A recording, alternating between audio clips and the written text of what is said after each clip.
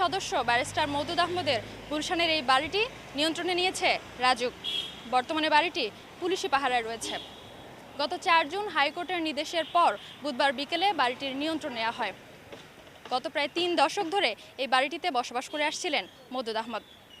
দর্শক, মওদুদ আহমেদের এই বাড়ি দখল নিয়ে এটি নিউজের নিয়মিত আয়োজন আমাদের কথার আজকের পর্ব। আপনাদের স্বাগত জানাচ্ছি, আমি সাদিয়া আফরোজ। আমরা আজকের বিষয়টি নিয়ে সাধারণ মানুষের সাথে কথা বলবো, তবে তার আগে চলুন দেখে আসি এ বিষয়ে একটি রিপোর্ট। এই ছবি বুধবার বেলা ৩টার। গুলশান ২-এর ৭৯ নম্বর সড়কের ১৫৯ নম্বর বাড়িটিতে ততক্ষণে রাজুকের উচ্ছেদ অভিযান শুরু হয়ে গেছে। গত ৩ দশক ধরে বাড়িটি যার দখলে ছিল, সেই ব্যারিস্টার মওদুদ আহমেদ তখন বাড়ির গেটের বাইরে দাঁড়িয়ে। এই বাড়িটির দখল নিয়ে দুদকের করা একটি মামলার রায় পুনর্বিবেচনা করতে ব্যারিস্টার মওদুদের রিভিউ পিটিশন গত ৪ জুন সুপ্রিম কোর্টে খারিজ হয়ে গেলে নিশ্চিত হয়ে যায় ব্যারিস্টার মওদুদ ও তার ভাই এতদিন ধরে অবৈধভাবে বাড়িটি তাদের দখলে রেখেছিলেন। সেই রায়ের ৩ দিন পরেই বুধবার দুপুরে রাজুকের কর্মকর্তারা বাড়িটিতে উচ্ছেদ অভিযানে আসে। অভিযানের জন্য বাড়িটির সামনে বিপুল পরিমাণ পুলিশ মোতায়েন করা হয়। ছিল জলকামান এবং বুলডোজারও। রাজুকের অভিযানের শুরুতে ব্যারিস্টার মওদুদ বাড়িতে ছিলেন না। পরে খবর পেয়ে সেখানে আসেন তিনি। যেহেতু আমি বিরোধী দল করি, আমি বিরোধী দলের একজন নেতা বলতে পারেন, তো এই যে আচরণ, এটা হলো চরম প্রতিক্রিয়াশীল এবং বলবো প্রতিহিংসামূলক ফ্যাসিস্ট একটি আচরণ। এই আচরণ এই সরকারই করতে পারে, কারণ এই সরকার তো আইনের শাসনে বিশ্বাস করে না। পরে বাড়ির নিয়ন্ত্রণ নিয়ে একে একে সব মালামাল বের করতে থাকে রাজুক। এসব মালামাল গুলশান ২-এর ৫১ নম্বর সড়কের একটি ফ্ল্যাটে পৌঁছে দেওয়া হবে বলে জানা গেছে। এই ফ্ল্যাটটির মালিকও মওদুদ আহমেদ। এটা আমাদের রাজুকের প্লট। একসময় এটা অন্য দখলে ছিল। আমাদের মহামান্য হাইকোর্ট অ্যাপিলেট ডিভিশনের রায়ে এটা আমাদের পক্ষে রায় হয়েছে। আমরা রাজুক আমাদের এই প্লটটা আমাদের নিয়ন্ত্রণে নিচ্ছি। এদিকে সন্ধ্যায় ব্যারিস্টার মওদুদ আহমেদকে সমবেদনা জানাতে গুলশানের সেই বাড়ির সামনে আসেন বিএনপি চেয়ারপারসন বেগম খালেদা জিয়া ও মহাসচিব ফখরুল ইসলাম আলমগীর। একজন সাবেক উপরাষ্ট্রপতি, সাবেক প্রধানমন্ত্রী, সাবেক মন্ত্রী এবং যিনি বাংলাদেশের একজন অত্যন্ত বয়স্ক বরেণ্য আইনজীবী, তাকে যদি এইভাবে হয়রানি করা হয়, সাধারণ মানুষ আজকে কোথায় গিয়ে দাঁড়াচ্ছে আপনারা নিশ্চয়ই বুঝতে পারছেন। আমরা নিশ্চয়ই এর আইনগত যে ব্যবস্থা আছে সে নেওয়া হবে, কিন্তু সেই সঙ্গে সঙ্গে আমরা রাজনৈতিকভাবে এর প্রচণ্ড রকমের নিন্দা জানাচ্ছি। প্রায় ১.৫ বিঘা জমির উপর বানানো গুলশান ২-এর ১৫৯ নম্বর বাড়িটিতে প্রায় ৩ যুগ ধরে ছিলেন ব্যারিস্টার মওদুদ আহমেদ। বাড়িটি অবৈধভাবে দখল ও আত্মসাতের অভিযোগে ২০১৩ সালের ডিসেম্বরে মামলা করে দুদক। সেখানে বলা হয় এই বাড়িটির মূল মালিক ছিলেন পাকিস্তানি নাগরিক মোহাম্মদ এহসান ও তার স্ত্রী।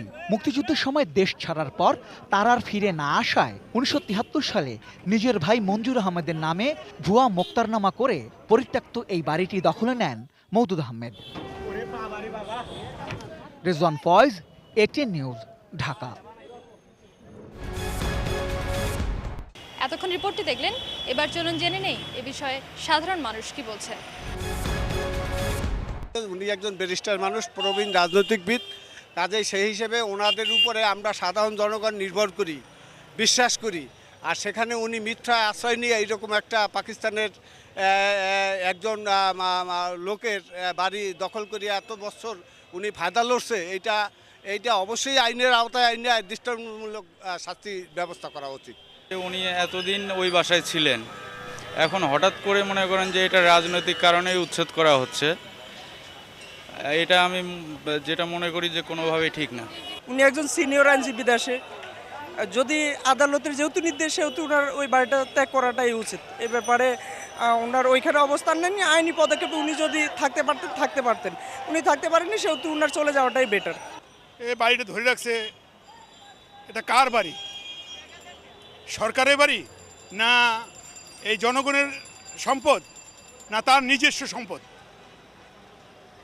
নিজস্ব সম্পদ হলে সে আইনের লড়াই সে পাবে, আর যদি আইনের লড়াইতে সে অবৈধ সম্পদ হইতে সরকারের কথা নিয়ে যাবে, এটা যে হোক, প্রধানমন্ত্রী শেখ হাসিনা হোক, ম্যাডাম খালেদা জিয়া হোক, বা মওদুদ আহমেদ হোক, আমি হই, যেই হই। দীর্ঘত 40-30 বছর থাকার পরে একটা লোককে যদি বাড়ি থেকে উচ্ছেদ করে বাড়ির প্রতি তার মায় আছে, সে তার বাড়ি পাওয়ার জন্য আইন প্রক্রিয়া যতটুকু দরকার সে ততটুকু করবে। তা আইনের প্রতি সবারই শ্রদ্ধা দেখা দরকার। রায় তো আপনার আদালত থেকেই দিছে, তাই না? আর আদালতের প্রতি তার তো অবশ্যই শ্রদ্ধাবোধ আছে, আর শ্রদ্ধাবোধ থেকেই তো তার মেনে নেওয়া উচিত। আর আগে ছিল হয়তোবা তখন আপনার এটা মামলা চলতেছিল, সেজন্য হয়তোবা রায় হয়েছে এখন, সেজন্যই বের হয়েছে আর কি। মওদুদ বললেন যে উনি বাড়ির মালিকের কাছ থেকে বাড়ি নিয়েছে, সরকারের কাছ থেকে না। এখন বাড়িটা সরকারের না, যদিও ব্যারিস্টার মওদুদের না, কিন্তু সরকারেরও না। সুতরাং ব্যারিস্টার মওদুদ থাকার অধিকার আছে।